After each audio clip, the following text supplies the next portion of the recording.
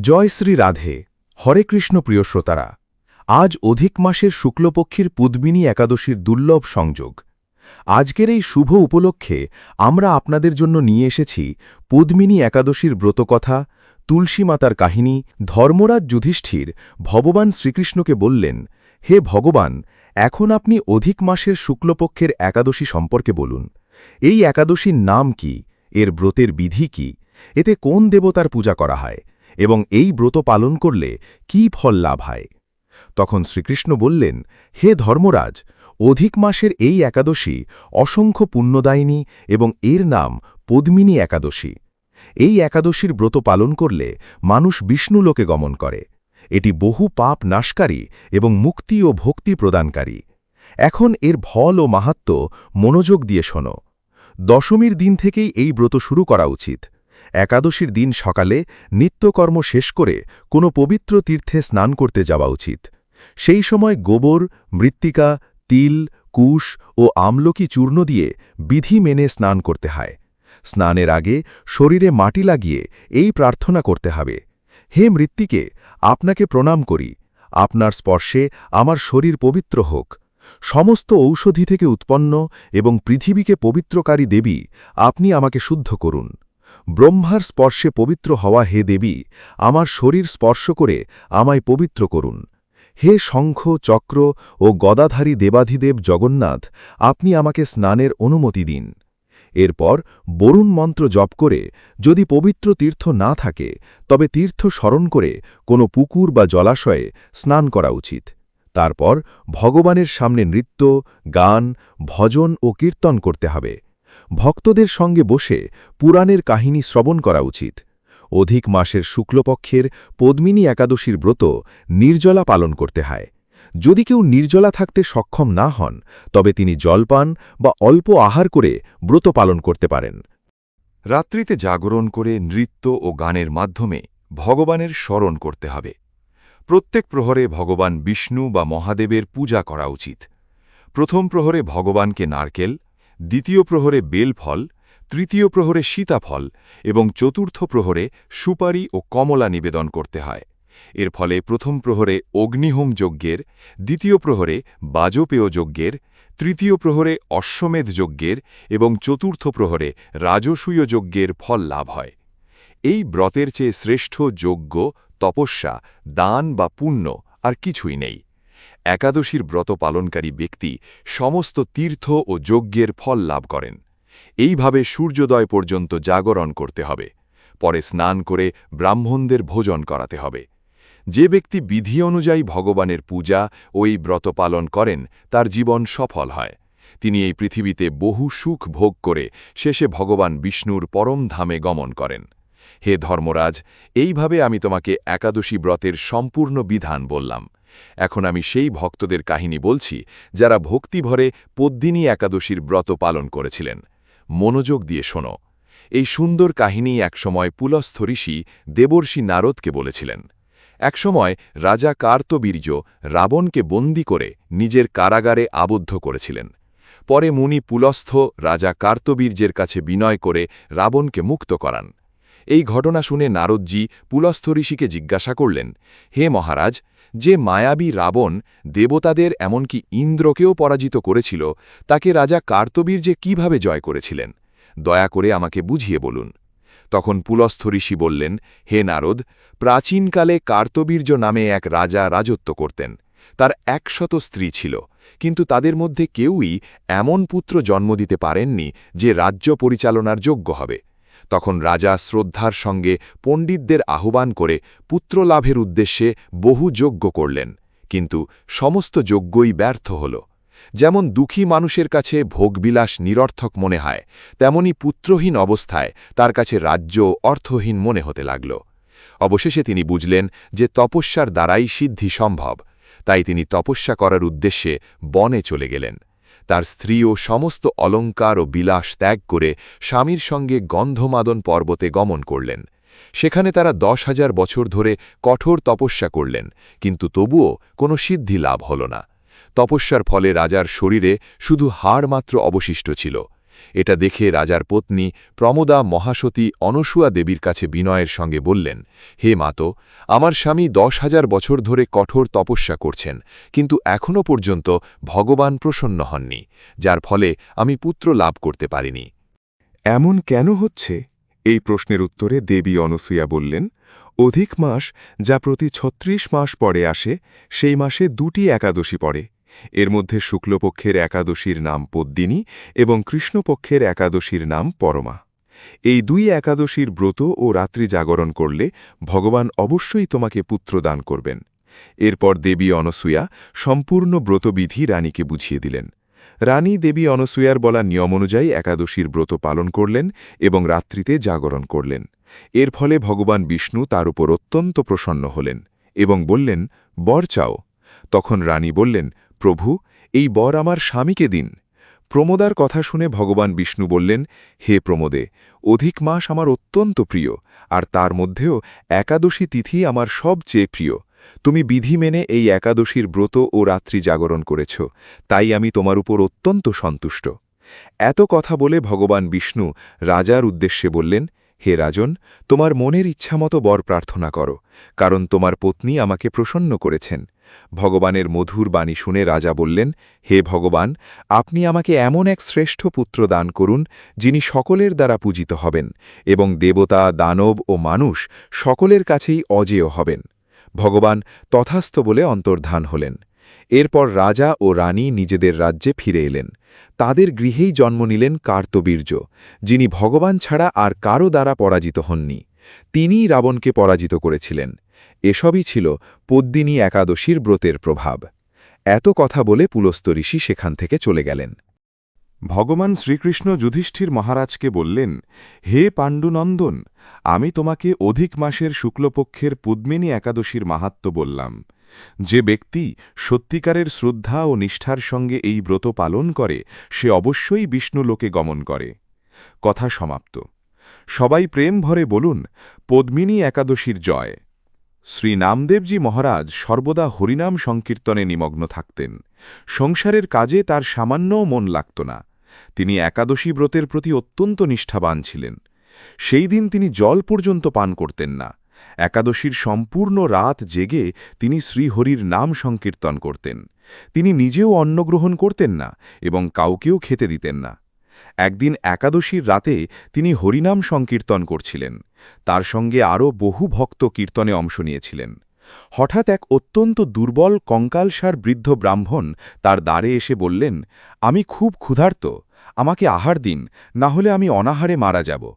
শ্রী নামদেবজি বললেন, দেখুন, আমি একাদশীর দিনে অন্ন গ্রহণ করি না এবং কাউকেও অন্ন দিই না।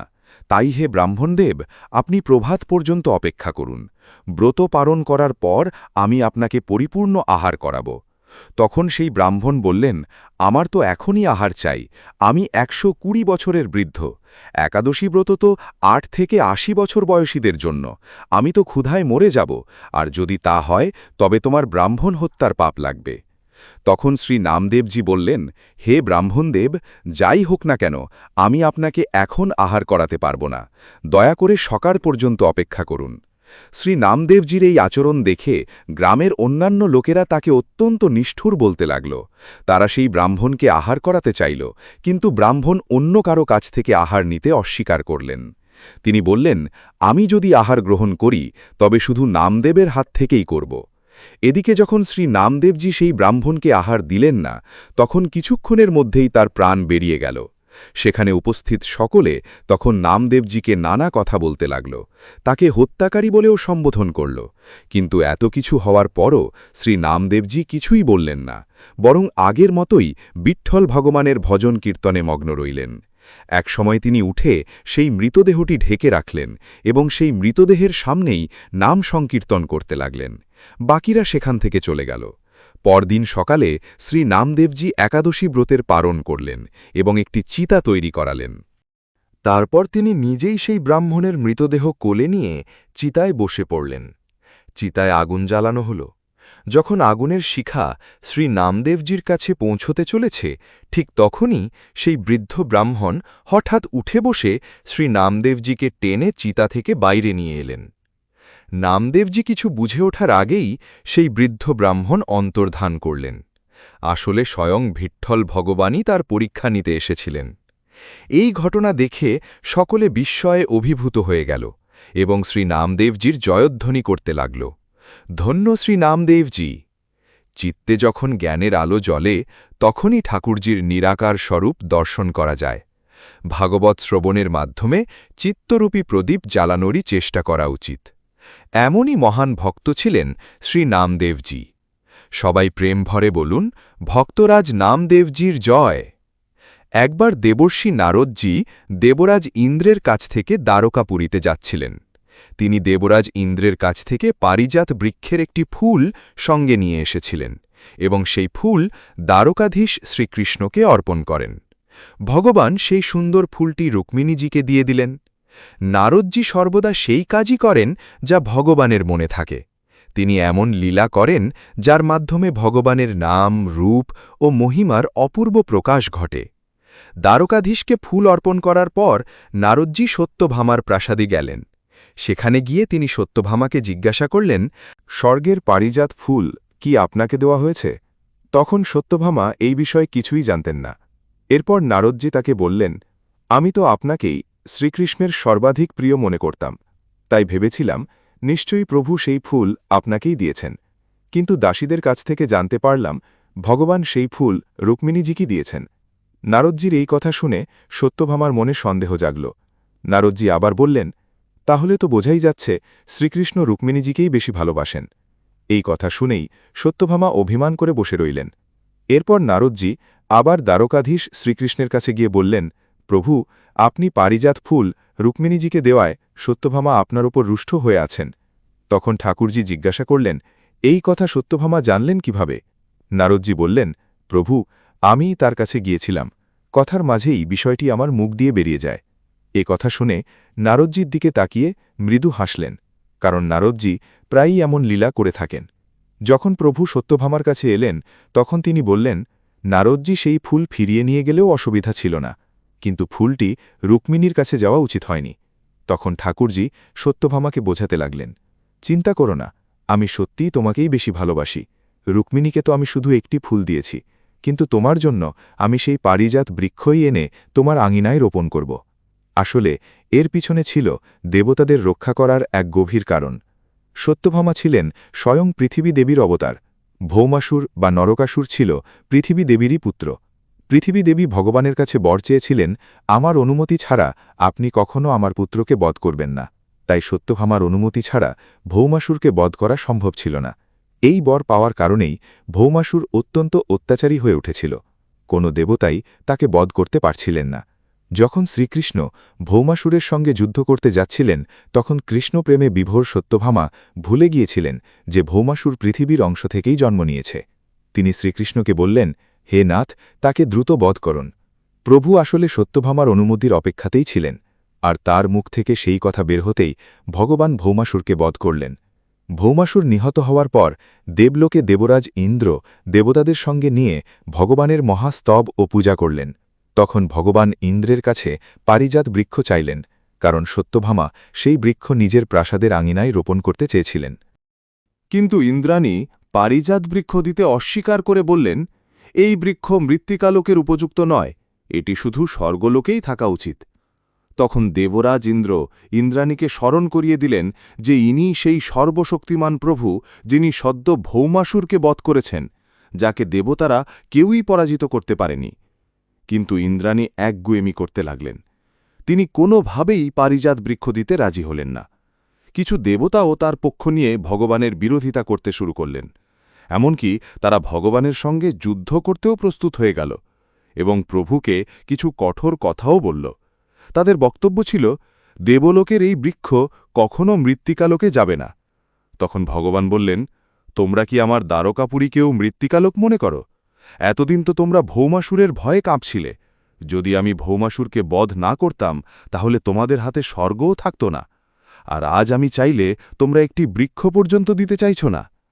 এরপর শ্রীকৃষ্ণ গরুড়জিকে পারিজাত বৃক্ষ উপড়ে ফেলার আদেশ দিলেন। আজ্ঞা পেয়ে গরুড়জি অত্যন্ত সহজেই নিজের ঠোঁট দিয়ে সেই বৃক্ষ উপড়ে নিজের পিঠে তুলে নিলেন। ভগবান গরুড়জিকে ইঙ্গিত করলেন যেন তিনি অহংকারে অন্ধ দেবতাদের একটু শিক্ষা দেন। তখন গরুড়জি মাত্র একটি পাখার আঘাত করতেই সহস্র দেবতা মূর্ছিত হয়ে মাটিতে পড়ে গেলেন। এরপর ইন্দ্র ভগবানের চরণে প্রণাম করে বললেন, হে প্রভু, আমাদের দ্বারা যে অপরাধ হয়েছে তার জন্য আমাদের ক্ষমা করুন। এরপর ঠাকুরজি, সত্যভামা ও পারিজাত বৃক্ষ সবাই গরুড়জির পিঠে চড়ে দ্বারকায় ফিরে এলেন। সত্যভামার প্রাসাদের আঙিনায় সেই পারিজাত বৃক্ষ রোপণ করা হল। এতে সত্যভামা অত্যন্ত আনন্দিত হলেন। কিছুদিন পরে নারদজি সত্যভামার প্রাসাদে এলেন। সত্যভামা বললেন, দেবর্ষি, আপনার কৃপায় শ্রীকৃষ্ণ আমাকে খুব ভালোবাসেন। রুক্মিণীকে তো তিনি শুধু পারিজাতের একটি ফুল দিয়েছিলেন, আর দেখুন আজ পুরো বৃক্ষটাই আমার আঙিনায় শোভা পাচ্ছে। নারদজি বুঝতে পারলেন সত্যভামার মনে নিজের ঐশ্বর্য নিয়ে অহংকার জন্মেছে। সত্যভামার পিতা সূর্যদেবের কাছ থেকে সামন্তক মণি পেয়েছিলেন। সেই মণি প্রতিদিন ৮ ভাগ সোনা উৎপন্ন করত, আর এখন তার কাছে পারিজাত বৃক্ষও এসেছে। কিন্তু ভগবানের প্রিয় হল বিনয়, অহংকার নয়। যে ভক্তের মনে অহংকার জন্মায়, ভগবান সেই অহংকার ভেঙে চুরমার করে দেন। তখন নারদজি সত্যভামাকে বললেন, দেবী, শ্রীকৃষ্ণ তো আপনাকে খুব ভালোবাসেন। সত্যভামা বললেন, এসবই আপনার কৃপা। দেবর্ষি, আপনি কি এমন কোনো উপায় বলতে পারেন যাতে শ্রীকৃষ্ণ শুধু আমাকেই সবচেয়ে বেশি ভালোবাসেন এবং এক মুহূর্তের জন্য আমার থেকে দূরে না যান? নারদজি বললেন, দেবী, কোনো প্রিয় বস্তু যদি দান করা হয় তবে তা দীর্ঘ সময়ের জন্য পুনরায় লাভ হয়। এই কথা শুনে সত্যভামা ভাবলেন, আমার সবচেয়ে প্রিয় তো শ্রীকৃষ্ণই, তাই তাকেই দান করা উচিত। এরপর ব্রাহ্মণদের ডাকা হল এবং সত্যভামাকে সংকল্প করানো হল যে তিনি শ্রীকৃষ্ণকে নারদজির কাছে দান করবেন। যখন ভগবান শ্রীকৃষ্ণ সেখানে এলেন, তখন নারদজি দানের নিয়ম অনুযায়ী তাকে নিজের সঙ্গে চলতে বললেন। প্রভু জিজ্ঞাসা করলেন, কেন নারদজি? নারদজি বললেন, সত্যভামা আপনাকে আমাতে দান করেছেন, তাই এখন আপনাকে আমার সঙ্গেই যেতে হবে। তখন সত্যভামা হাত জোড় করে বললেন, দেবর্ষি, আপনি তো বলেছিলেন প্রভু কখনও আমার থেকে এক মুহূর্তের জন্যও দূরে হবেন না। আমি তো সেই বিশ্বাসেই তাকে দান করেছি, কিন্তু আপনি তো সত্যিই তাকে নিয়ে যাচ্ছেন। তখন নারদজি তাকে শাস্ত্রের গভীর জ্ঞান বুঝিয়ে বললেন, পরবর্তী জন্মে প্রভু চিরদিনের জন্য শুধুই তোমার হবেন। সত্যভামা বললেন, আপনি যা বলবেন আমি তাই করব। নারদজি বললেন, যদি তুমি দান করা বস্তু পুনরায় ফিরে পেতে চাও তাহলে তার সমমূল্যের কোনো বস্তু আমাকে দান করতে হবে। এরপর তিনি জিজ্ঞাসা করলেন, দেবী, আপনার কাছে কি এমন কোনো বস্তু আছে যা শ্রীকৃষ্ণের সমান? সত্যভামা আত্মবিশ্বাসের সঙ্গে বললেন, একজন শ্রীকৃষ্ণ কেন, আমি তো অনেক কৃষ্ণকেও ওজন করতে পারি। আসলে নারদজি তার এই অহংকারই ভাঙতে চেয়েছিলেন। তিনি বললেন, তাহলে ঠিক আছে দেবী, আপনার কাছে যে সোনা, রূপা, হীরা, রত্ন ও গয়না আছে সেগুলো শ্রীকৃষ্ণের সমান ওজন করে আমাকে দিন। এই কথা শুনে শ্রীকৃষ্ণ মৃদু হাসলেন। সত্যভামা রাজি হয়ে গেলেন। তিনি একটি বিশাল সুন্দর দাড়িপাল্লা আনালেন। কিন্তু যতই ধনরত্ন রাখা হোক, দাড়িপাল্লার কোনো পরিবর্তন হচ্ছিল না। শ্রীকৃষ্ণের দিকটাই ভারী রয়ে গেল। এবার সত্যভামা ব্যাকুল হয়ে পড়লেন। তিনি ভাবলেন, যদি শ্রীকৃষ্ণকে ওজন করা না যায় তবে নারদজি সত্যিই তাকে নিয়ে চলে যাবেন। তখন তিনি নিজের সমস্ত অলঙ্কারের সঙ্গে অন্যান্য রানীদের গয়না, সোনা, হীরা, রত্ন সব এনে পাল্লায় রাখতে লাগলেন। কিন্তু তবুও শ্রীকৃষ্ণের পাল্লাই ভারী রইল। নিজেদের সমস্ত ধনসম্পদ দিয়েও যখন কোনো লাভ হল না, তখন সত্যভামা কান্নায় ভেঙে পড়লেন। তিনি নারদজির কাছে প্রার্থনা করে বললেন, হে দেবর্ষি, আমি শ্রীকৃষ্ণ ছাড়া থাকতে পারব না, কিন্তু এখন তার সমমূল্যের কিছুই আমার কাছে অবশিষ্ট নেই। তখন নারদজি বললেন, এখানে সব রানীরাই আছেন, কিন্তু রুক্মিণীজি কোথায়? একবার তার কাছে জিজ্ঞেস করুন, হয়তো তার কাছে এমন কিছু আছে যা শ্রীকৃষ্ণের সমান। সত্যভামা দৌড়ে রুক্মিণীজির কাছে গেলেন এবং কাঁদতে কাঁদতে সব ঘটনা বললেন। তারপর বললেন, আপনি তো আমার বড় বোনের মতো, এবার আপনি আমার উপর কৃপা করুন। রুক্মিণীজি শান্তভাবে বললেন, তুমি নিশ্চিন্ত হও। এ কথা বলে তিনি একটি তুলসী পাতা নিলেন এবং তাতে কৃষ্ণ নাম লিখলেন। তারপর তিনি দাঁড়িপাল্লা থেকে সব অলঙ্কার সরিয়ে দিলেন এবং কেবল সেই একটি তুলসী পাতা পাল্লায় রাখলেন। অবাক হয়ে সবাই দেখল তুলসী পাতার পাল্লাই ভারী হয়ে গেল এবং শ্রীকৃষ্ণের পাল্লা উপরে উঠে গেল, কারণ সেই তুলসী পাতায় কৃষ্ণ নাম লেখা ছিল। তাই কৃষ্ণ নামের ওজন স্বয়ং শ্রীকৃষ্ণের থেকেও ভারী হয়ে গেল। তখন নারদজি ও রুক্মিণীজি মৃদু হেসে সত্যভামাকে বললেন, দেখো প্রিয়তমকে কিভাবে ওজন করা হল। শ্রীকৃষ্ণকে কখনো সোনা রূপ বা রত্ন দিয়ে ওজন করা যায় না, কারণ শ্রীকৃষ্ণের নাম সেই সব কিছুর থেকেও অধিক মহামূল্যবান। তাই ভগবানের ভক্তদের কখনো নিজেদের ধনসম্পদ বা ঐশ্বর্যের অহংকার করা উচিত নয়। এবার শুনুন পুরুষচোক্তের হিন্দি অনুবাদ। সেই পরম পুরুষের সহস্র মস্তক, সহস্র চক্ষু এবং সহস্র চরণ রয়েছে। তিনি সমগ্র বিশ্ব ব্রহ্মাণ্ডকে সর্বদিক থেকে পরিব্যাপ্ত করে আছেন এবং তারও 10 আঙুল উপরে অবস্থান করছেন। অর্থাৎ তিনি ব্রহ্মাণ্ডে সর্বত্র বিরাজমান হলেও বর্তমান, অতীত ও ভবিষ্যৎ যা কিছু আছে সবই সেই পরম পুরুষ। দেবতা এবং অন্নভোজী সমস্ত জীবেরও তিনি ঈশ্বর। এই অতীত, ভবিষ্যৎ ও বর্তমান জগৎ সবই তার ঐশ্বর্য, কিন্তু তিনি তার এই প্রকাশের থেকেও মহান। তার 1/4 বিভূতিতেই এই পঞ্চভূতাত্মক বিশ্ব সৃষ্টি হয়েছে, আর তার অবশিষ্ট 3/4 বিভূতিতে রয়েছে শাশ্বত দিব্যলোক, বৈকুণ্ঠ, গোলোক, সাকেত, শিবলোক প্রভৃতি। সেই পরম পুরুষ স্বরূপত এই জাগতিক বিশ্বের অতীত এবং ত্রিপাদ বিভূতিতে প্রকাশমান। এই বিশ্বরূপে তার 1 পাদই প্রকাশিত হয়েছে, অর্থাৎ তিনি 1 পাদ দিয়েই সমগ্র জড় ও চেতন জগৎকে পরিব্যাপ্ত করে আছেন। সেই আদিপুরুষ থেকেই বিরাট পুরুষের উৎপত্তি হয়েছে, যার মধ্যে সব কিছুই আহুতি দেওয়া হয়েছে।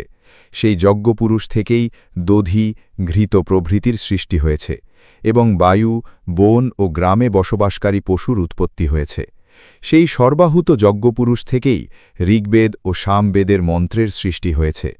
তার থেকেই যজুর্বেদের মন্ত্র এবং সমস্ত ছন্দের উৎপত্তি হয়েছে। তার থেকেই অশ্ব, গরু, ভেড়া ও ছাগলের সৃষ্টি হয়েছে। দেবতা, সাধ্য এবং ঋষিগণ সর্বপ্রথম সেই যজ্ঞপুরুষকে কুশাসনে প্রতিষ্ঠা করে তার যজ্ঞ সম্পন্ন করেছিলেন।